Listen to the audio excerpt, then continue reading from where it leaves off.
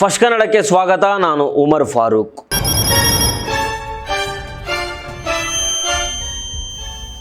ಅಪ್ಪ, ಈ ಒಂದೇ ಒಂದು ಪದದಲ್ಲಿ ಇಡೀ ಜಗತ್ತಿನ ರಕ್ಷಣೆಯ ಭಾವ ಇದೆ. ಆದರೆ ಅದೇ ಅಪ್ಪನ ಪ್ರೀತಿಗೋಸ್ಕರ, ಆತನ ಒಂದೇ ಒಂದು ಅಪ್ಪುಗೆಗೋಸ್ಕರ ಆ ಮಗಳು ಬರೋಬ್ಬರಿ 19 ವರ್ಷಗಳ ಕಾಲ ಕಾಯಬೇಕಾಯಿತು ಅಂದರೆ ಆಕೆಯ ಮನಸ್ಸು ಅದೆಷ್ಟು ತಡ್ಕಾಡಿರಬೇಡ. ಪ್ರತಿಯೊಂದು ಹಬ್ಬ ಹರಿದಿನಗಳು ಬಂದಾಗಲೂ ಆಕೆಗೆ ಕಾಡ್ತಾ ಇದ್ದದ್ದು ಒಂದೇ ಕೊರತೆ, ನನಗೂ ಒಂದು ತವರು ಮನೆ ಇದೆ, ನನಗೂ ಒಬ್ಬ ಅಪ್ಪನಿದ್ದಾನೆ ಅಂತ ಹೇಳ್ಕೊಳ್ಳುವ ಆಸೆ. ಆ ಸುದೀರ್ಘ ನಿರೀಕ್ಷೆಗೆ ಈಗ ಕೊನೆಗೂ ತೆರೆ ಬಿದ್ದಿದೆ. ಇದು ಕೊಪ್ಪಳ ಜಿಲ್ಲೆಯ ಕುಷ್ಟಗಿ ತಾಲೂಕಿನ ಅಡವಿಸಾಗರ ಗ್ರಾಮದ ಹನುಮಂತರಾವ್ ದೇಸಾಯಿ ಹಾಗೂ ಅವರ ಮಗಳು ಶ್ರುತಿ ಅವರ ಕರುಳಿನ ಕತೆ. ಇವರ ಈ 19 ವರ್ಷಗಳ ವಿರಹದ ಹಿಂದೆ ಒಂದು ಕರಾಳ ಹಾಗೂ ಅನಿವಾರ್ಯ ಕೌಟುಂಬಿಕ ದುರಂತ ಇತ್ತು. ಶ್ರುತಿಯ ತಾಯಿಗೆ ಮಾನಸಿಕ ಸಮಸ್ಯೆ ಎದುರಾಗಿತ್ತು. ಈ ಕಾರಣದಿಂದ ತಂದೆ ಹನುಮಂತರಾವ್ ಅವರು 2ನೇ ಮದುವೆ ಆಗಿದ್ರು. ವಿಧಿ ಆಟ ಏನೋ ಗೊತ್ತಿಲ್ಲ, ಅದೇ ಸಮಯದಲ್ಲಿ ಶ್ರುತಿಯ ಅಕ್ಕ ಮನೆಯ ಮುಂದಿರುವ ಬಾವಿಗೆ ಬಿದ್ದು ಪ್ರಾಣ ಕಳೆದುಕೊಂಡ್ಲು. ಕುಟುಂಬದಲ್ಲಿ ಆತಂಕದ ಕಾರ್ಮೋಡ ಕವಿದಿತ್ತು. ಆ ಘಟನೆ ನಡೆದಾಗ 2ನೇ ಮಗಳು ಶ್ರುತಿಗೆ ಕೇವಲ 1.5 ವರ್ಷ ವಯಸ್ಸು.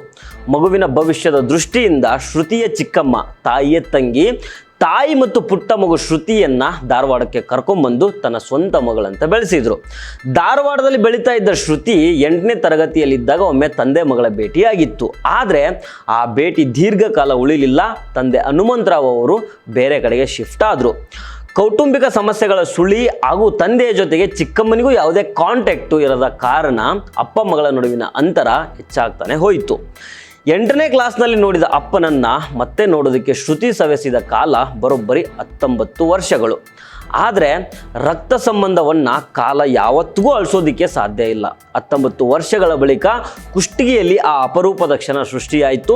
ವರ್ಷಗಳೇ ಕಳೆದ್ರೂ ಮರೆಯದ ತನ್ನ ಮಗಳು ಶ್ರುತಿಯನ್ನು ಕಂಡ ತಕ್ಷಣ ತಂದೆ ಹನುಮಂತರಾವ್ ಅವರ ಕಂಠ ಗದ್ಗದಿತವಾಯಿತು. ಗಂಟಲೊಡೆದು ಬಂದ ಮಗಳೇ ಅನ್ನೋ ಒಂದೇ ಒಂದು ಕರೆಯ ಜೊತೆಗೆ ಇಬ್ಬರ ಭಾವನೆಗಳ ಕಟ್ಟೆ ಒಡೆಯಿತು. ಶ್ರುತಿಗೆ ಮಾತುಗಳೇ ಹೊರಲಿಲ್ಲ. ಅಪ್ಪನ ಎದೆಗೆ ಹೊರಗಿ ಅತ್ತ ಆ ಕಣ್ಣೀರಿನಲ್ಲಿ 19 ವರ್ಷಗಳ ತವರಿನ ಕೊರತೆ, ನೋವು ಮತ್ತು ನಿರೀಕ್ಷೆಗಳೆಲ್ಲವೂ ಕರಗಿ ಹೋಗಿದ್ವು. ಅಲ್ಲಿ ನೆರೆದಿದ್ದ ಪ್ರತಿಯೊಬ್ಬರ ಕಣ್ಣುಗಳು ತೇವವಾಗಿದ್ವು. ಎಷ್ಟೇ ವರ್ಷಗಳ ಅಂತರ ಇರಲಿ, ಎಷ್ಟೇ ಕೌಟುಂಬಿಕ ಬಿಕ್ಕಟ್ಟುಗಳಿರಲಿ, ಕರುಳಿನ ಬಾಂಧವ್ಯವನ್ನು ಯಾವ ಶಕ್ತಿಯೂ ಕಸಿಯೋದಕ್ಕೆ ಸಾಧ್ಯ ಇಲ್ಲ ಅನ್ನೋದಕ್ಕೆ ಕುಷ್ಟಗಿಯ ಈ ಭಾವುಕ ಮಿಲನವೇ ಜೀವಂತ ಸಾಕ್ಷಿ. ಶ್ರುತಿಯ ಬಾಳಿನಲ್ಲಿ ಇನ್ನು ಮುಂದೆ ಅಪ್ಪನ ಪ್ರೀತಿ ಸದಾ ಹೀಗೆ ಇರಲಿ ಅಂತ ಹಾರೈಸೋಣ. ಸೊ ಫ್ರೆಂಡ್ಸ್, ಇದು ಇವತ್ತಿನ ಸ್ಪೆಷಲ್ ಸ್ಟೋರಿ. ಮತ್ತೆ ಭೇಟಿ ಆಗ್ತಿರೋಣ. ನಮಸ್ಕಾರ.